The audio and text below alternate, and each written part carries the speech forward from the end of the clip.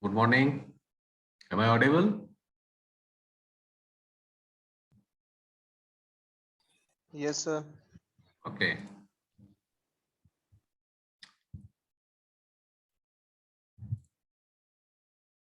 So in E601, we have covered up to load frequency control. Okay. So now we'll start the power system stability. This is the last chapter, I think. Yes or no? In your syllabus? Have you seen your syllabus?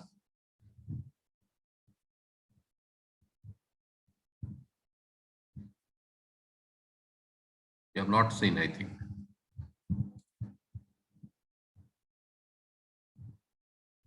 Yes, sir. Okay. This is the last topic actually, power system stability. Now we'll start with this power system stability. So you have studied the stability fact in case of control system, but similar kind of concept it is there in power system also, but this power system stability is something different than what you have studied in control system. Here we'll see that how the power system will behave if there is a mismatch between the generation and the load. Okay, so how it will behave. Okay, and if this balance is this generation and load, if this balance is disturbed, then the system becomes unstable. Okay, or if this particularly this balance is restored, then the system will be under stable condition.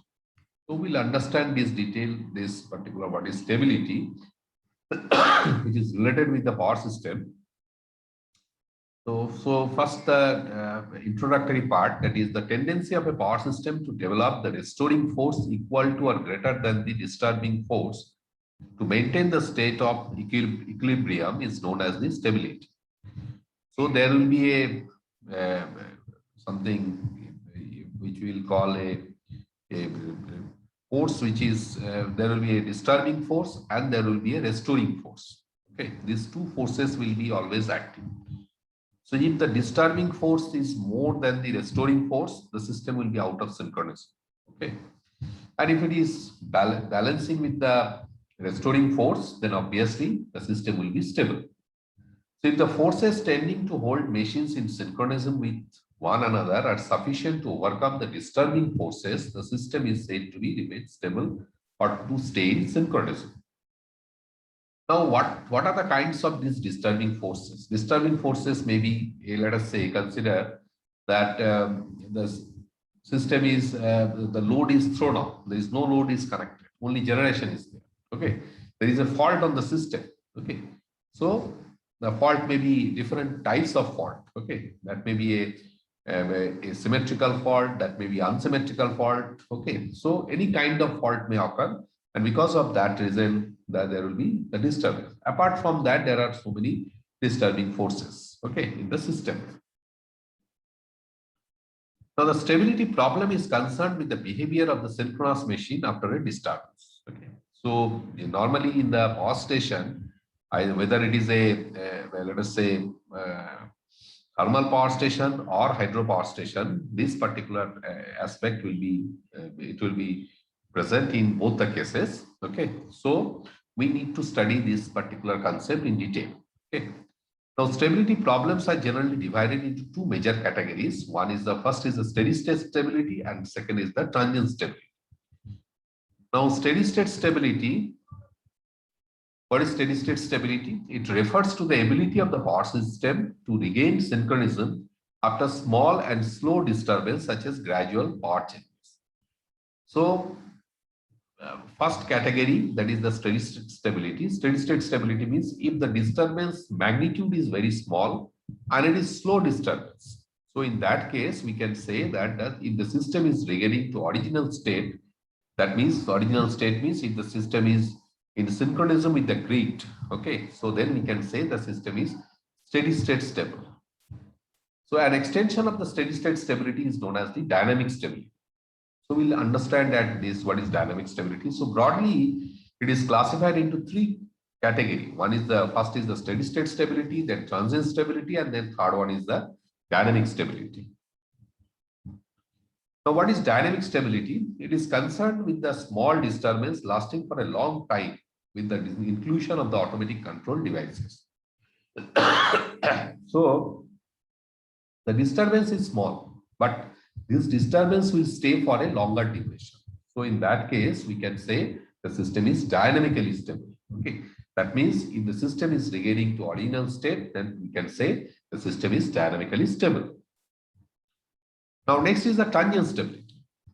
Transient stability, its studies deal with the effect of large and sudden disturbances, such as occurrence of a fault, sudden outage of a line, or the sudden application of or removal of loads. So, this particular kind of disturbance, this is basically it is a large disturbance, and it will occur for a very short duration. Okay, very small duration. Okay, so that those disturbances may be a fault or maybe a sudden outage of a line, or let us say the sudden application or removal of the loads. Now, if the system is regaining to original state after this disturbance, then we can say that the system is transiently stable. Now, the transient stability studies are needed to ensure that the system can withstand the transient condition following a major disturbance. So, obviously, there will be a major disturbance, and if the system is able to regain this original state, that means regaining to the synchronism, it remains with the synchronism in the grid, then we can say that the system is transiently stable. Is it clear? What are the different types of stability? Is it clear? Different types of stability. Is it clear?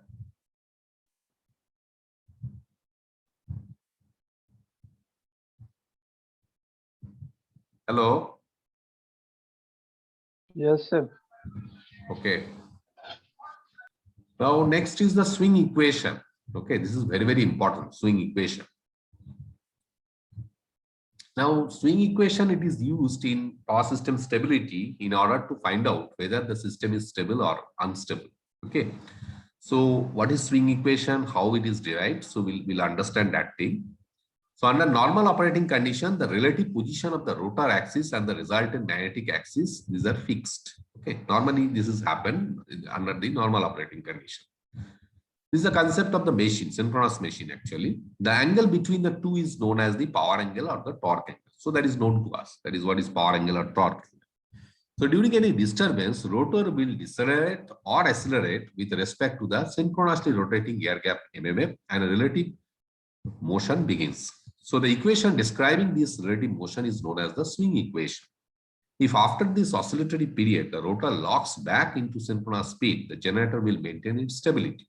So after the disturbance, if the machine, synchronous machine, if the rotor of the synchronous machine, if it is locks, then back to the synchronous speed, then we'll say that generator is maintaining the stability. If the disturbance does not involve any net change in power, the rotor returns to the original position. And if the disturbance is created by a change in generation, load, or in network condition, the rotor comes to a new operating power angle relative to the synchronously revolving field.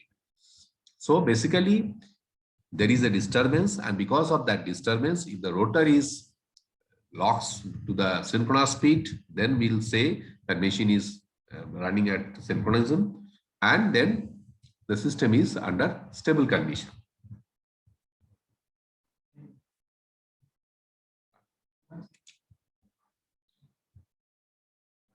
Okay, so consider a synchronous generator developing an electromagnetic torque T. So obviously, when the synchronous generator will operate, that time there will be some electromagnetic torque will be established. Okay, so that torque is T. Okay, and running at the synchronous speed omega Sm. Okay, so that is the synchronous speed.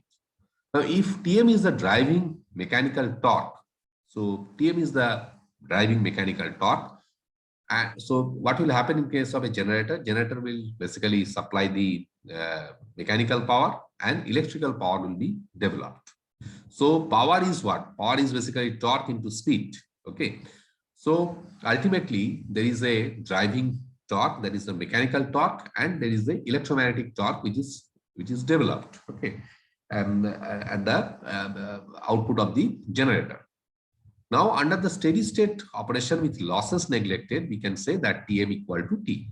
So there is no mismatch. Okay, a departure from the steady state due to the disturbance results in an accelerating, or when it will be accelerating if Tm is greater than T.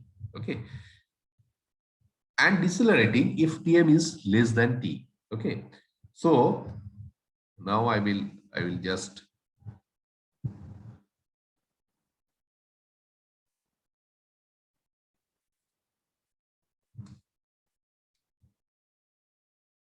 so if the machine is a generator, if let us say the machine is a generator, so what will happen? The input is your mechanical input, your electrical power output is T. And if it is a motor, so your input is electrical input and your output is mechanical output. Okay. Now what will happen in case of a generator, if this Tm is greater than T, then the machine will be accelerated or it will be decelerated. Tell me. If input is greater than output, so the machine will accelerate or machine will decelerate. Hello. Acceleration. Huh? Acceleration, sir. So it will accelerate. So there will be acceleration. Similarly, if Tm is less than T, the machine will decelerate. Similarly, if T is greater than Tm, there will be acceleration. If T is less than Tm, that is basically deceleration. So this fundamental thing you have to remember.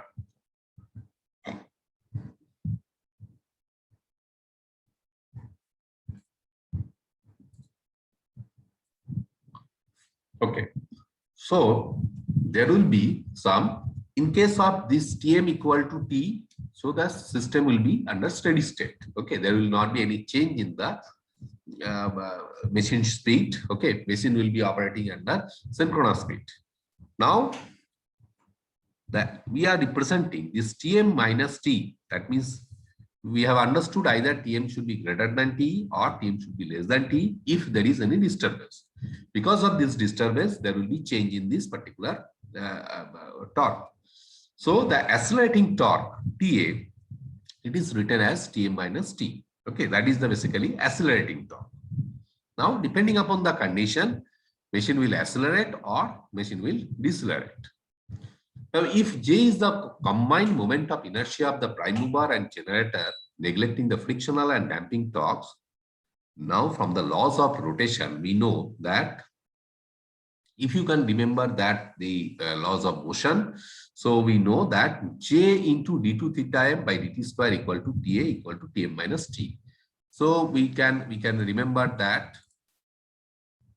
We can remember that from the laws of motion, J into alpha.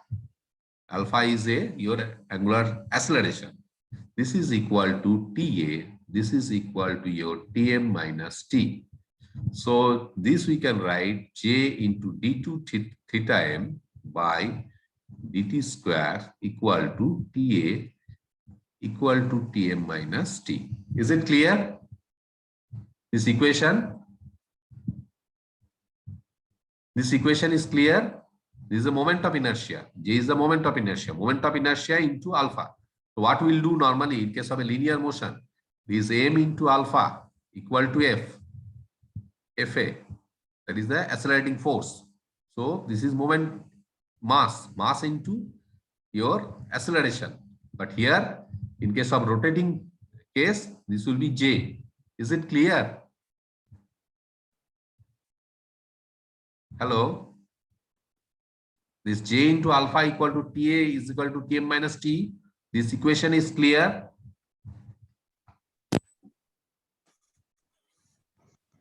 Hello? Yes, sir. Okay. Clear, sir. So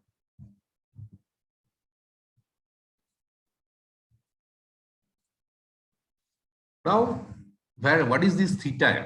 Let us understand this theta m. Theta m is the angular displacement of the rotor with respect to the stationary reference axis on the rotor, on the stator.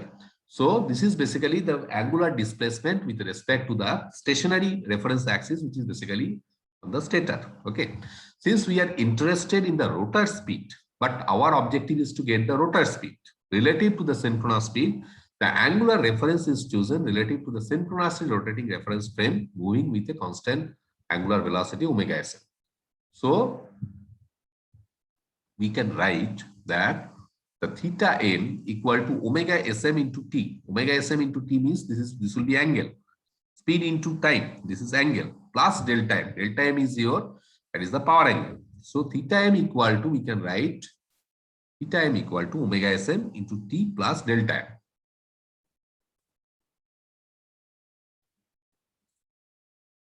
So here, what is theta m? Theta m equal to, this is the actual displacement of the rotor with respect to the stator. So this is omega sm into t plus delta m. Okay.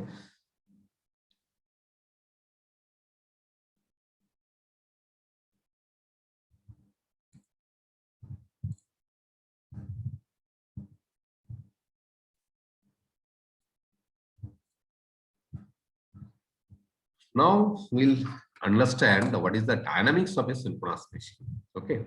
Let us first understand what is the dynamics of the synchronous machine. Now, the kinetic energies of the rotor at synchronous machine. So what is the kinetic energy? Kinetic energy equal to half into J into omega sm square into 10 to the power minus 6 megajoule. This 10 to the power minus 6 is because of this mega. Otherwise, if you omit this 10 to the power minus 6, this will be joule. So this is half into moment of inertia into speed, that is the omega sm square. So where J is the rotor moment of inertia in kg meter square, omega sm is the synchronous speed in radian, that is the mechanical radian, that is mechanical radian per second. Now there is a relation between this omega s and omega sm. So omega s equal to p by 2 into omega sm, that is the rotor speed in radian electrical per second. So I think you can have a relation between the electrical speed and the mechanical speed. Okay, that was there in your synchronous machine chapter. Okay, so omega s is the basically electrical speed. Okay, rotor speed in radian, that is electrical speed. So that is p by 2 into omega sm. Now where p is the number of machine poles. So what we'll do now, omega sm is here. So we'll substitute this value. So omega sm equal to what? That is 2 by p into omega s. So basically we'll write this thing. This basically will write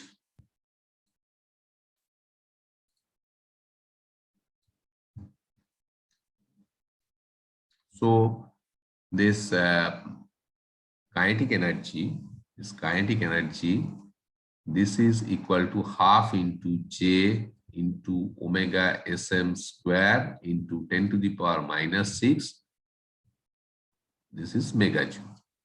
Now we know that omega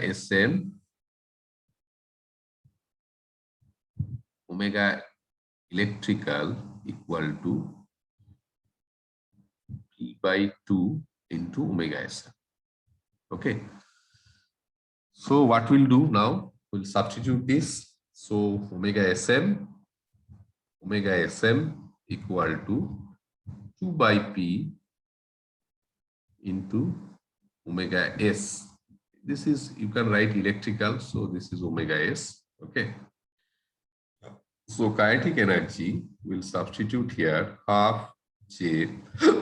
This will be your 2 by P whole square into omega square into 10 to the power minus 6. So this we can write half into J into 2 by P whole square into omega s into 10 to the power minus 6 into omega s. So this omega s and omega s we are just splitting here. Okay.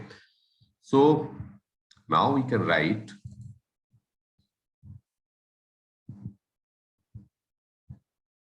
so slide is visible, na? Slide is visible? Hello?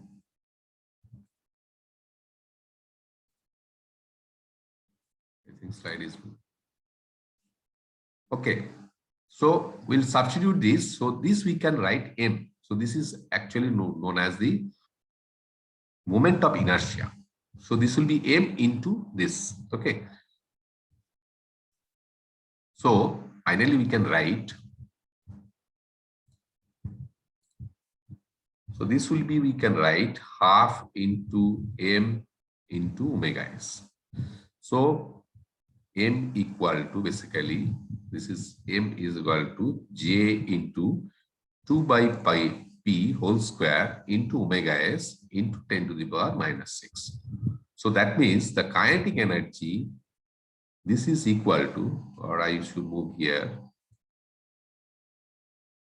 kinetic energy, this is equal to G into H. This is the rating of the machine. This is the rating of the machine. And this is the inertia constant. H is the inertia constant. Okay. This is equal to half into M into omega s. So from here we can write that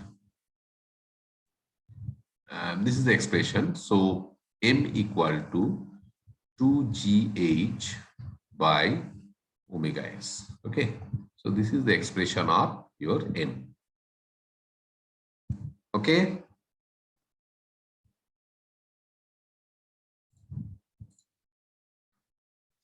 So G is the machine rating and H is the inertia constant. So this expression is actually proved.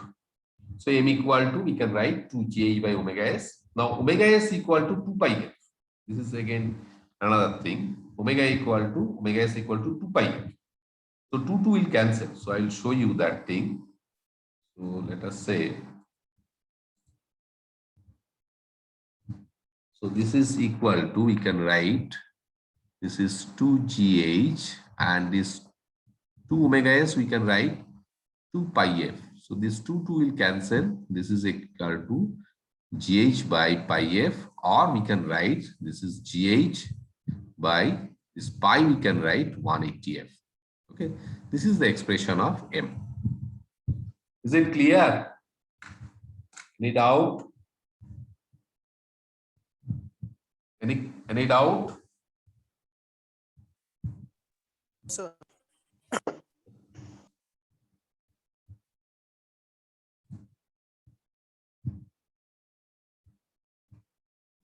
So if it is taken in per unit, if let us say G is the base, G is the machine rating, there may be 100 MVA, 200 MVA or 500 MVA. So that is the rating of the machine. Okay. So what will happen if you have to express in per unit? So we'll divide by G. So this will be M per unit will be equal to H by pi F, or we can write H by 180 M. Okay. This is the expression of the M. Now next is the swing equation. We'll come back to the swing equation again. So the differential equation, this is known to us. J into d2 theta m by dt square equal to Tm minus T, where theta m is the angle in radian, that is the in mechanical. Now Tm is the turbine torque in Newton meter. So it acquires a negative value for a motoring machine. And T is the electromagnetic torque developed in Newton meter. It acquires negative value for a motoring machine. Okay. So here we have shown, you see, it is a generator where the mechanical power is the input and electrical power is the output. And we have a Tm, because of this Pm, the input power, input mechanical power, we have a input mechanical torque. And there is a counter torque, that is the electromagnetic torque which is developed, that is T. And omega s is your speed. Okay. Similarly, in a motor, we have a electrical input P. Okay, and because of that, there is a T will be developed. Electromagnetic torque will be developed. That is the input. Now, in a motor, there will be the electrical power is the input and mechanical power is the output. So there is a mechanical power output and there is a counter torque which is Tm. Okay, and machine is rotating at synchronous speed, that is omega s. So we can write this equation, that is J into omega Sn into d2 theta m by dt square into 10 to the power minus 6 equal to Pm minus P. So this expression already it is known to us. Okay, this is or it is familiar with us. Now, PM is the mechanical power input in megawatt. P is the electrical power output in megawatt. Stator copper loss is assumed to be negligible. So here omega Sm, instead of omega Sm, we are substituting in terms of electrical. So J into 2 by P. So this conversion is known to you. Omega Sm equal to 2 by P into omega S. So this J into 2 by P whole square omega S into 10 to the power minus 6. And this theta M, we are converting to theta electrical. Okay. So this is d2 theta E by dt square equal to Pm minus P. So that is your theta E is the angle in radian, that is electrical.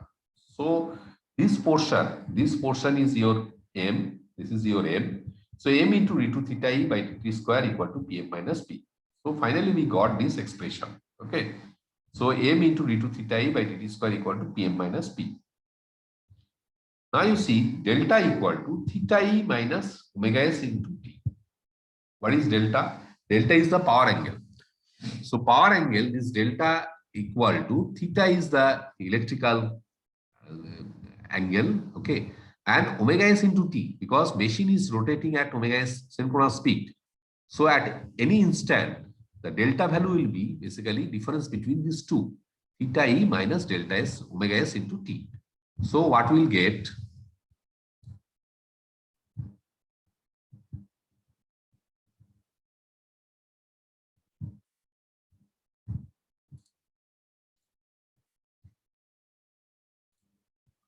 So we know that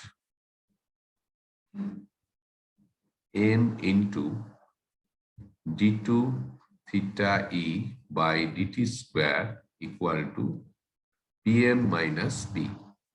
Okay. So we can write and delta equal to theta E minus omega S into T. So what we'll do, we'll take d delta by dt equal to d theta E by dt minus omega S. This will be basically your T will be first, if we are taking the first derivative, so only omega S constant will be there.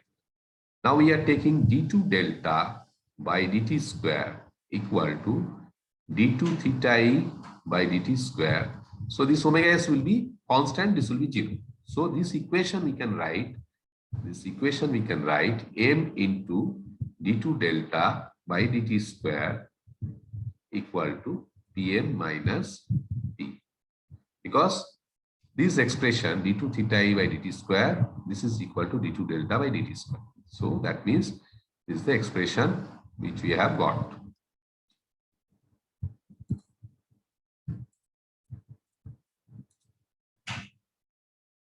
So finally we got M into d2 delta by dt square equal to Pm minus P. So what is M? M equal to Gh by pi f. So we have substituted M equal to Gh by pi f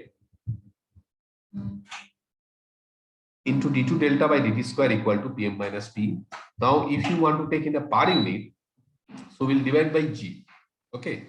So that is M per unit into d2 delta by dt square equal to Pm minus P. So M per unit equal to H by pi f. So H by pi f into d2 delta by dt square equal to Pm minus P. So this is the expression of the swing equation. So this is the important equation where the dynamics of the synchronous machine is determined with the help of this particular equation.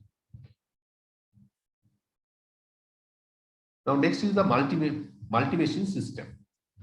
The multi-machine system, if let us say there are n number of machines are connected. Okay. So maybe 5 machines, maybe 10 machines, or maybe 100 machines, or maybe n number of machines. So how to calculate the equivalent inertia constant? Okay. So in that case, what we'll do, we'll write that equation, that is G mechanical by G system equal to H mechanical by F into d2 delta by dt square equal to Pm minus P H G mechanical by G system. See what we have done here, this equation we have written, and only we are multiplying G mechanical by G system in the both the sides. So what will happen, this G mechanical into H mechanical by G system, this is equal to H system. This is the equivalent inertia constant of the whole system. Okay.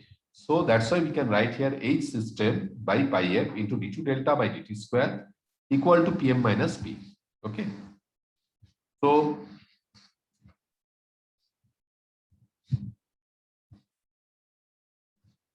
this is the way we can calculate the equivalent inertia constant of the machine. Next topic is if let us say a multi-machine systems are there and all the machines are swinging coherently. That means all the machines are running at a synchronous speed. Okay, and it is connected with the grid. So in that case, if we are writing this swing equation, so in that case, what will happen? You see, this is h1 by pi f into d2 delta by d2 delta 1 by dt square equal to pm1 minus p1. This is for the first machine. Next, for the second machine, let us say h2 by pi f into d2 delta 2 by dt square equal to pm2 minus p2. Now, if the machines are running at swinging at a coherent speed, that means at a synchronous speed. So this delta 1 equal to delta 2 equal to delta. So we can write that H equivalent by pi f into d2 delta by dt square equal to pm minus p.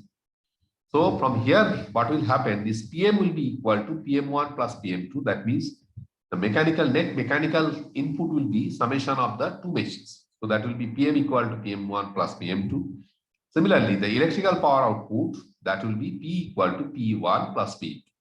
And H equivalent, that is the equivalent of the two machines, will be H1 plus H2. Now, the two machines swinging coherently are thus reduced to a single machine, and we know that the machine rating of those two machines are different. That is G1 mechanical and G2 mechanical.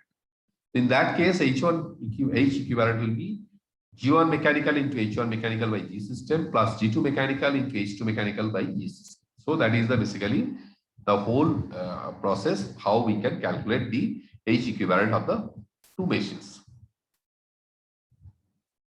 Now let us say there is a numerical problem. A 50 Hertz 4-pole turbo generator rated at 100 MVA, 11 kV, has an inertia constant of 8 megajoule per MVA. Now you need to calculate three parameters. First is to find the stored energy in the rotor at synchronous speed. Second, if the mechanical input is suddenly raised to 80 megawatt for an electrical load of 50 megawatt, find the rotor acceleration neglecting mechanical and electrical losses. And if the acceleration calculated in part B is maintained for 10 cycles, find the change in the torque angle and rotor speed in revolution per minute at the end of this period.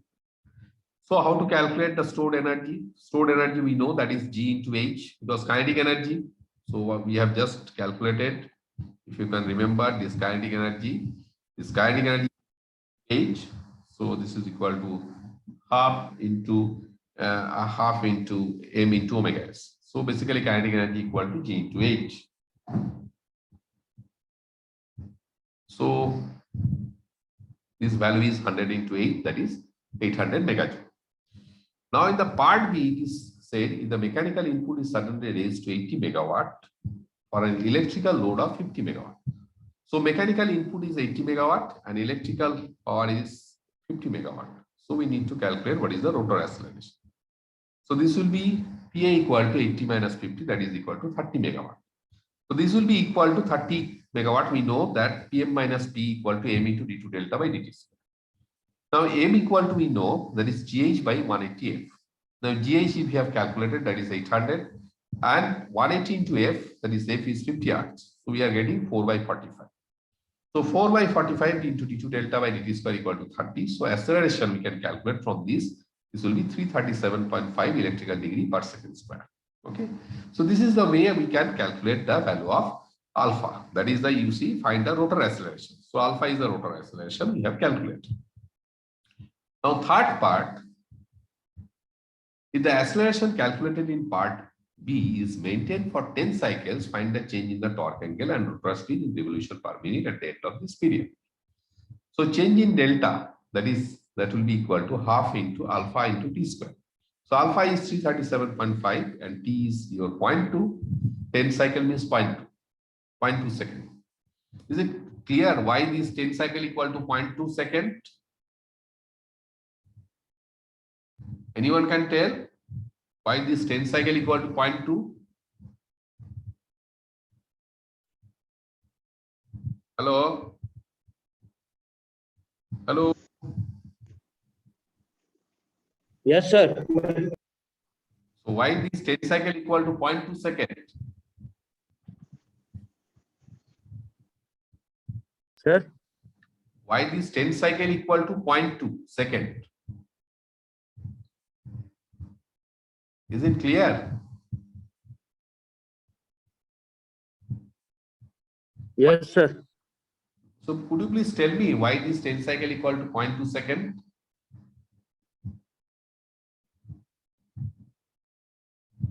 What is one cycle?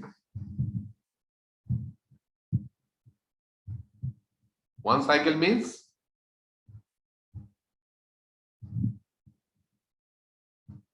in terms of second. Frequency is how much? Frequency is 50 hertz. Okay.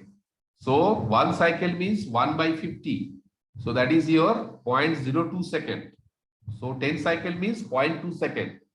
0.02 into 10, that is 0.2 second. Is it clear now? Yes, sir. So this change in delta will be half into alpha into t square. So alpha is here, it is given. T is 0.2, so that is 6.75 electrical degree. So if you want to convert this in RPM, so this will be basically what we'll do. This is 60 into 337.5 by 2 into 360. So that is 28.185. That will be RPM per second. Okay. Now, the rotor speed at the end of 10 cycles, what will happen?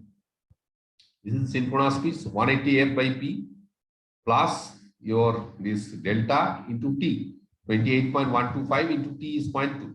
So that means we are getting 1505.625 RPM. Okay. So now we'll share you with the attendance.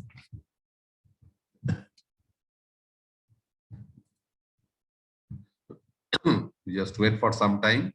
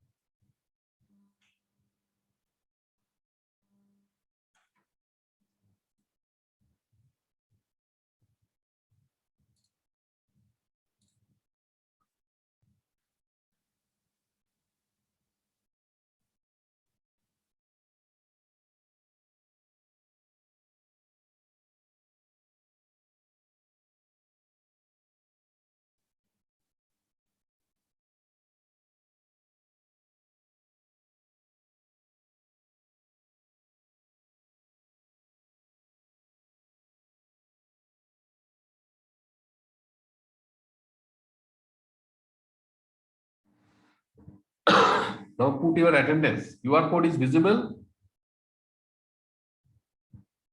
Yes, sir. So please put your attendance.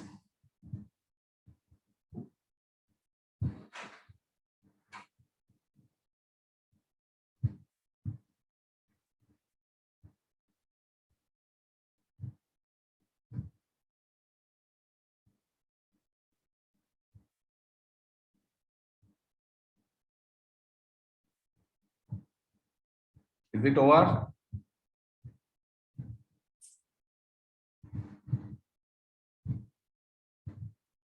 Is it over?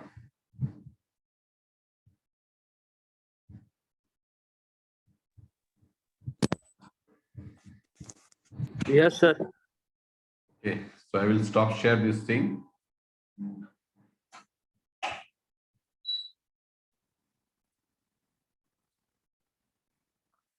So one more example I will show you, numerical problem.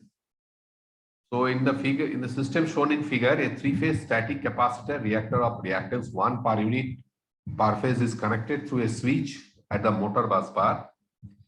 Calculate the limit of steady state power with and without reactor switch closed.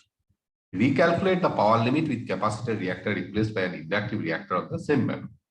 So this is a generator, and then there is a transformer, there is a bus bar, and in between there is a transmission line. Here we have a capacitor. So first we'll connect a capacitor, and then we'll connect an inductor. Then we have a transformer, and then we have a motor. Okay. Assume internal voltage of the generator to be 1.2 per unit, and that of the motor be 1 per unit. So this is the data given. So first you have to calculate what is the steady state power limit without any reactor. Okay. So without any reactor means there is no reactor. This reactor is not connected, simply from here to here. So what will happen? This is basically the formula is EV by X. So E is this voltage, generated voltage 1.2, and V is your 1 per unit, and X is the total reactance. So total reactance means reactance of the generator plus reactance of this transformer plus reactance of this line plus reactance of this transformer and reactance of the motor. So you see this is 1 plus 0.1 plus 0.25 plus 0.1 plus 1. So that means the total reactance we have calculated. Now next is the equivalent circuit with capacitive reactor connected. So what will happen now? Everything is there. Here this capacitor will be connected. Okay. Now capacitance value will be 1 per unit. This is the capacitance. So what we'll do, 1 per unit means this will be minus J. Obviously, this is 1 by J. 1 by J means if you are taking J in the numerator, that will be minus J. So this becomes a delta connected circuit. So we'll apply that. We are supposed to calculate this particular value because ultimately your steady state power will be calculated based on this voltage into this voltage by the reactance of this particular in between these two meshes. What is the reactance? That means if we are able to calculate this value, then it is done. So what we'll do, this is basically your star connected circuit. So we have converted this circuit into a delta. So this is the conversion we have done. That is the star to delta conversion. So the steady state power limit will be 1.2 into 1 by 0.965. Okay, this is your value of X, and then we can calculate the steady state power. Now next, what we have done, we have replaced this particular capacitor by an inductor. Okay, remaining portion is same. This is 1.25.1. That means this will be 1.35. This is 1.35. This is 1.1. Okay, and this is will be your inductor. So when it is inductor, so that will be J1 because J omega L. So L is 1 per unit. So omega is your J, it is 1. So here J1. Okay. So finally again we'll apply this star to delta conversion. So we'll get J 3.935. So this reactance will get J 3.935 with the help of this formula. Star to delta conversion. So the steady state power will be 1.2 into 1 by this 3.935. So this will be 0.304 per unit. Is it clear? Is it clear? Yes, sir. Okay. So I will stop share this thing. So thank you. Now the syllabus for your next week, the test will be whatever we'll cover in this week. That will be inclusive of your the previous one. So starting from your whatever you have discussed to the class which will be held this week, that will be the syllabus for your next week. Okay, that means the next week internal test. Okay, so thank you. Now I will close this meeting. Okay, this portion will be from my part. I think Anil sir will share his part. Okay, thank you. I will close this meeting.